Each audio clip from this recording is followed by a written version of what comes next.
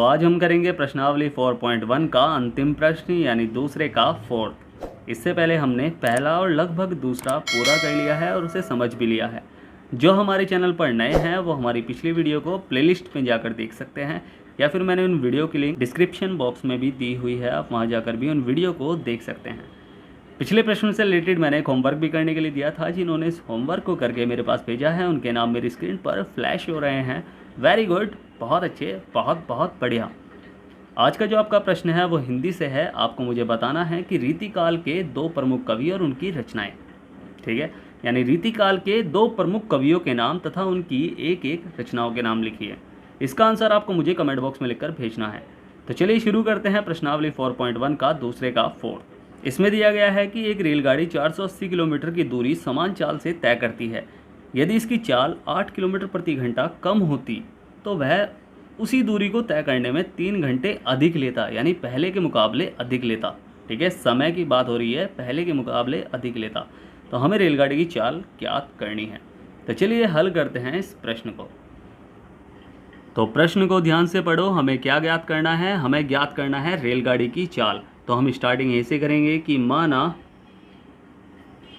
रेलगाड़ी की चाल बराबर x किलोमीटर प्रति घंटा। ठीक है, अब जब हमें चाल हमने मान ली है तो दूरी तो उसमें दी गई है पहले से ही, तो हम लिखेंगे कुल दूरी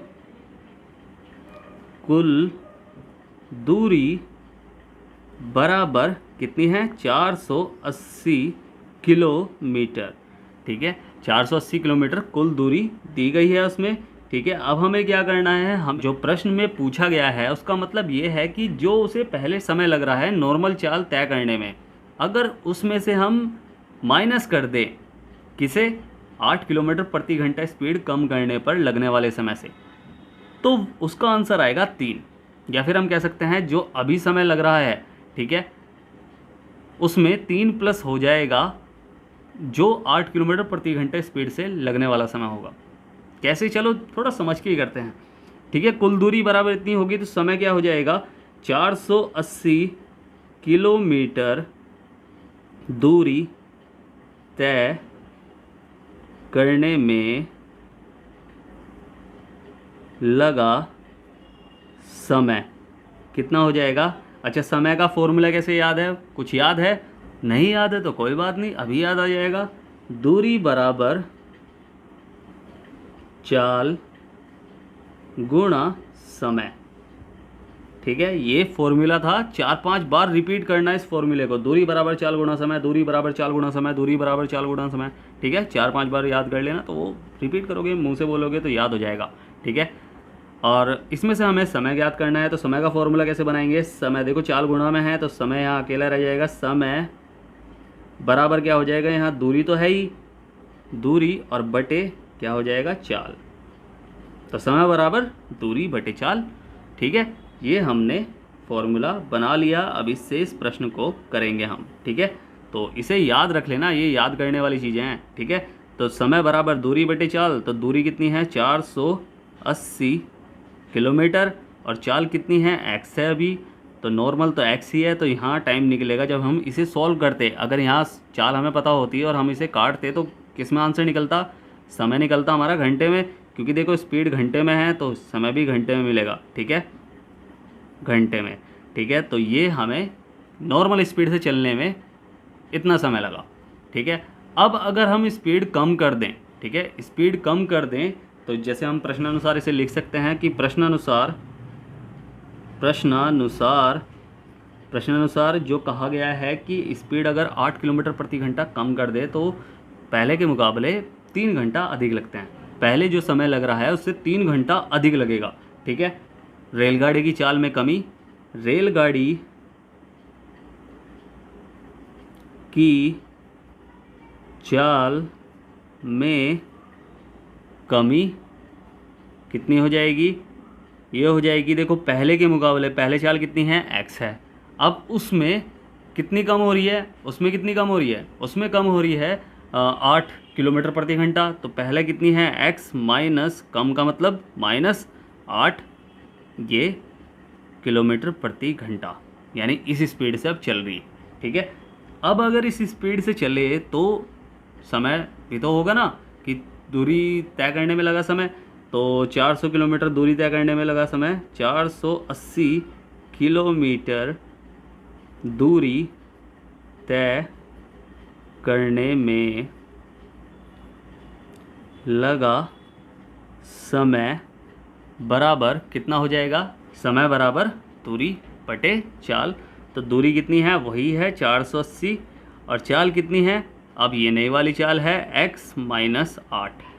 ठीक है, ये भी कितने में निकलेगा, घंटे में। ठीक है, ये समय भी, ये भी तो समय घंटे में ही होगा, क्योंकि चाल किलोमीटर प्रति घंटा है। अब हमें क्या करना है, हमें ध्यान से समझना है क्वेश्चन को। ठीक है, अच्छा, प्रश्न में जो दिया गया है उसके कहने का मतलब ये है कि अगर हम उसकी स्पीड कम कर दें, कि x माइनस 8 किलोमीटर हमने स्पीड कम कर दी, जो अब समय लग रहा है, ठीक है, यानी जो अब समय लग रहा है 480 बटे x माइनस 8, वह है जो पहले समय लग रहा था।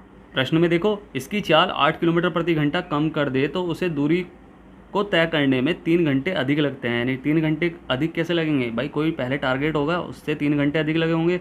तो पहले जो टारगेट था वो था 480 बटे x घंटे, तो 480 बटे x घंटे से 3 घंटे अधिक लगते हैं, अधिक का साइन प्लस का 3। ठीक है, ये हमने कर लिया। अब इसे हम सॉल्व कर लेंगे अच्छे से।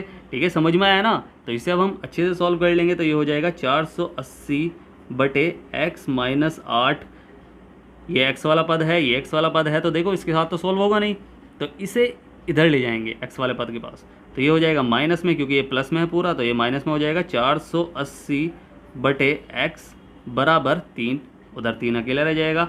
अब इसे हम सॉल्व कर लेंगे। जब हम एलसीएम लेंगे हरों का जब हम एलसीएम लेंगे, और जब हर चर राशियाँ हों तो हम दोनों को लिख लेंगे एलसीएम में। ठीक है, बटे में दोनों को लिख लेंगे, तो ये हो जाएगा क्या, x माइनस 8 और ये x। ठीक है, अब ये दोनों गुणा में है बीच में। ठीक है, याद रखना इसे, गुणा में है ये। ठीक है, तो गुणा में है, तो इसे हम क्या करेंगे, देखो जब इससे इस पूरे को हम भाग करेंगे, तो जब हम भाग करेंगे तो ये जहाँ भी होगा ऐसा, तो ये तो कट जाएंगे, इससे ये कट जाएगा, तो बचेगा क्या, x बचेगा, तो ऊपर x की गुणा हो जाएगी। अब जब x से इस पूरे को भाग करेंगे तो x से तो x कट जाएगा। ठीक है, जैसे देखो, ये देखो यहाँ हो जाएगा x माइनस 8 और x, और इसे हम भाग कर रहे हैं x से। ठीक है, जब x से हम भाग कर रहे हैं तो x से तो x कट जाएगा, तो बचेगा क्या, बचेगा x माइनस 8, तो यहाँ बचेगा क्या, x माइनस 8। ठीक है, समझ में आया ना। अब इसकी हम गुणा कर देंगे, तो यहाँ देखो 480 की x में गुणा हो जाएगी, तो 480 x हो जाएगा, और ये इसकी गुणा हम नीचे कर लेंगे, 480 ब्रैकेट x माइनस 8 और बराबर 3, ये चल ही रहा है। अब इसे और सॉल्व कर लेंगे, तो सॉल्व करेंगे तो क्या हो जाएगा, 480 x minus minus plus minus ये होगा 480, अंदर गुणा हो जाएगी तो x हो जाएगा 480x, और माइनस, देखो माइनस नहीं होगा, माइनस माइनस प्लस होगा। ठीक है, प्लस होगा, तो जब इसकी 8 की 8 0 0, 8 8 64 का 4 का हासिल लगा 6, 8 चौक 32 और 6 38। ठीक है, तो ये हो जाएगा 3840, और बटे में क्या चल रहा है, इसके गुणा करके लिख लो इसे भी। ठीक है, इसे गुणा करके लिख लेंगे, तो x की अंदर गुणा होगी तो क्या हो जाएगा, x स्क्वायर और माइनस 8x हो जाएगा। ठीक है, और बराबर यहाँ 3 चल ही रहा है। अब देखो ये प्लस का है, ये माइनस का है, सेम डिजिट है, उल्टे चिन्ह है, तो कट गए, बचेगा क्या, बचेगा ये 3840 बटे x स्क्वायर माइनस 8x बराबर कितना, 3। ठीक है, अब 3 यहाँ तो बटे में है संख्या, बट यहाँ बटे में नहीं है। ठीक है, तो यहाँ बटे में बना लेंगे, वज्र गुणा कर लेंगे, तो वज्र गुणा करेंगे तो क्या हो जाएगा, 3 की इसमें गुणा हो जाएगी और इसकी इसमें गुणा हो जाएगी, तो इसे हो जाएगा 3 bracket x square minus 8x और बराबर 3840 एकम 3840। ठीक है, अब इसे ठीक से और सॉल्व करके लिख लेंगे, तो क्या हो जाएगा, ये हो जाएगा 3x स्क्वायर माइनस 8 दूनी 16 8 24x, इसे इधर ही ले जाओ, तो ये हो जाएगा माइनस में, ये संख्या इधर ले गए हम बराबर से, तो माइनस में 3840 बराबर 0। ठीक है, अब देखो इसे सॉल्व करने का हमें, देखो इसे करना तो वही है गुणनखंड विधि से इसे सॉल्व, बट इसे सॉल्व करने का तरीका जो है वो ये भी है कि अगर कोई भी समीकरण चाहे इस क्वेश्चन में आए चाहे किसी भी क्वेश्चन में आए, अगर उसकी एक ही संख्या से कट रही हैं सभी संख्याएं तो उन्हें काट लो आराम से। वरना तो हम ऐसे भी कर सकते हैं, इसकी इसमें गुणा करेंगे, बड़ी संख्या डिजिट मिलेगी, फिर उसके गुणनखंड ज्ञात कर लेंगे। गुणनखंड में हमें देखना पड़ेगा कि ऐसे गुणनखंड बनाने पड़ेंगे कि जिन्हें घटाकर या जोड़कर 24 आए। ठीक है, तो हम क्या करेंगे, इसे और छोटा सा हल्का कर लेंगे। किसी भी क्वेश्चन में ऐसा कोई भी क्वेश्चन हो, चाहे इस चैप्टर का हो चाहे किसी भी चैप्टर का हो, अगर ऐसा क्वेश्चन आए जिसमें एक ही संख्या से उसकी सभी संख्याएं कट सकती हों, खाली मैथ की संख्याएं, ठीक है, यानी अचर राशियाँ सभी कट सकती हों, तो उसे काट लेंगे। तो यहाँ 3 से कट जाएगा, 3 × 3 और 3 × 8 = 24, और 3 से कटेगा 3 × 3 3 दूनी 6, बचा तो 3 × 8 = 24, ये आएगा 1280 के आसपास। ठीक है, तो इसे 3 से काट देंगे, तो 3 से काट देंगे तो चाहे हम लिख भी सकते हैं, ना भी लिखो तो कोई प्रॉब्लम नहीं है उसमें। ठीक है, तो चाहे इसे 3 से काट सकते हैं, 3 × 3 3 × 8 = 24, और 3 × 3 3 दूनी 6, बचा 2, 3 से 21, 3 × 8 = 24, 1280 आएगा। तो ये हो जाएगा क्या, x², एक x² लिख लो चाहे x² लिख लो, -8x, और ये क्या हो जाएगा, माइनस का 1280 बराबर 0। अब हमें करना क्या है, वही इसकी पहले ही संख्या में गुणा करनी है, तो 1280 आएगा। तो 1280 के ऐसे गुणनखंड जिन्हें जोड़कर या घटाकर, वैसे तो इसे देख लो माइनस का साइन है तो घटाकर -8 आए। ठीक है, -8 आए। ठीक है, ये हमें ध्यान से सॉल्व करना है अच्छे से। ठीक है, तो ये 2 से कट जाएगा, 2 × 6 = 12, 2 × 4 = 8, 0, 2 × 3 = 6, 2 दूनी 4, 0, 2 × 2, 2 × 6 = 12, 0, 2 × 8 = 16, 0, 2 × 4 = 8, 0, 2 दूनी 4, 0, और 2 दाम 20, और 2 पंजे 10, फिर 5 से कटेगा 5 × 5। ठीक है, अब कुछ ऐसी संख्या बनानी है जिसको जोड़कर या घटाकर, जोड़कर तो आएगा नहीं बट घटाकर 8 आए। ठीक है, 8 आए, बस हमें वो देखना है। ठीक है, 8 आना चाहिए, बाकी हम देख लेंगे, माइनस का है प्लस का हम कैसे बनाएंगे ये वाला चिन्ह वो हम देख लेंगे। ठीक है, तो 8 आना चाहिए। तो क्या हो जाएगा, 5 दूनी 10, दूनी 20, दूनी 40, चलो 5 दूनी 10, दूनी 20, 20 दूनी 40, और 2 दूनी 4, दूनी 8, दूनी 16, दूनी 32, तो 40 और 32, और हमने क्या देखा, 40 में से अगर 32 घटाएं तो 8 बचेगा। ठीक है, 8 बचेगा, माइनस माइनस भूल जाओ, माइनस बाद में कर लेंगे, हमें बस इसकी जगह 8 की जगह हमें क्या रखना है, 40 - 32, तो x² माइनस ब्रैकेट कर दो 40 - 32 ब्रैकेट x माइनस 1280 बराबर 0। अब ये क्या हो जाएगा, ये हो जाएगा x² माइनस 40, अंदर गुणा कर दो कोई प्रॉब्लम नहीं है, 40x हो जाएगा, और माइनस माइनस प्लस हो जाएगा 32x, क्योंकि इधर भी गुणा हो रही है इधर भी गुणा हो रही है, याद रख लेना इसे। ठीक है, 32x और माइनस का 1280, वही हम गुणनखंड विधि से सॉल्व कर रहे हैं ऐसे, तो इसमें सबसे आसान होती है, कोई प्रॉब्लम नहीं है इसमें। ठीक है, तो ये हो जाएगा ये। अब इसमें हम जोड़े बना लेंगे, जोड़ा बन गया, ये जोड़ा बन गया।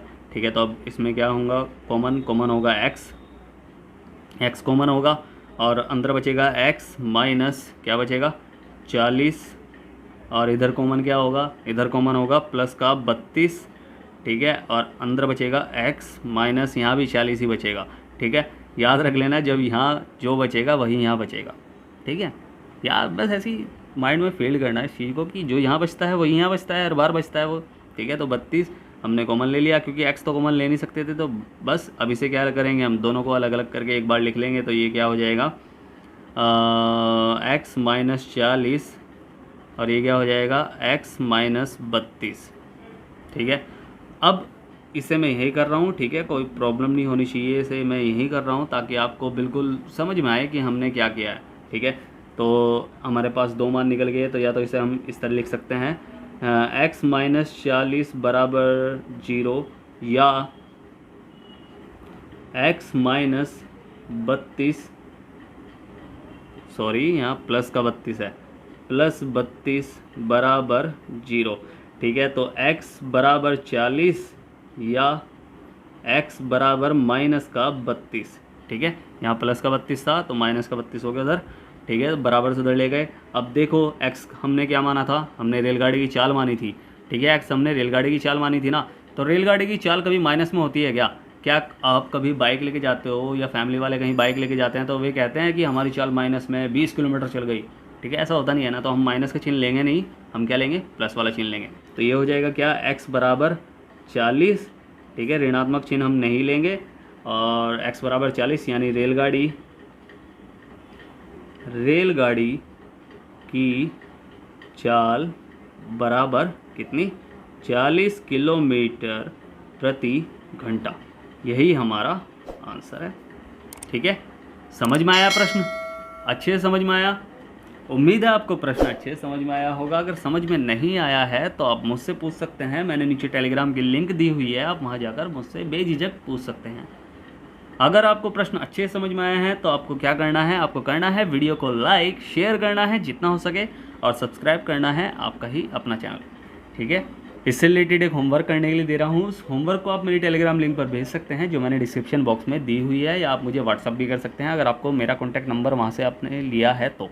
ठीक है, और स्टार्टिंग में जो मैंने आपसे प्रश्न पूछा है, रीतिकाल के 2 प्रमुख कवि और उनकी एक एक कृति यानी रचनाएं, उनका आंसर आपको मुझे कमेंट बॉक्स में लिखकर भेजना है। ठीक है, फिर से कह रहा हूँ, अगर समझ में आया है तो वीडियो को करें लाइक शेयर करें जितना हो सके, और सब्सक्राइब करें, आपका ही अपना चैनल है। ठीक है, तो मिलते हैं फिर अगली वीडियो में, तब तक के लिए bye bye, tata, see you.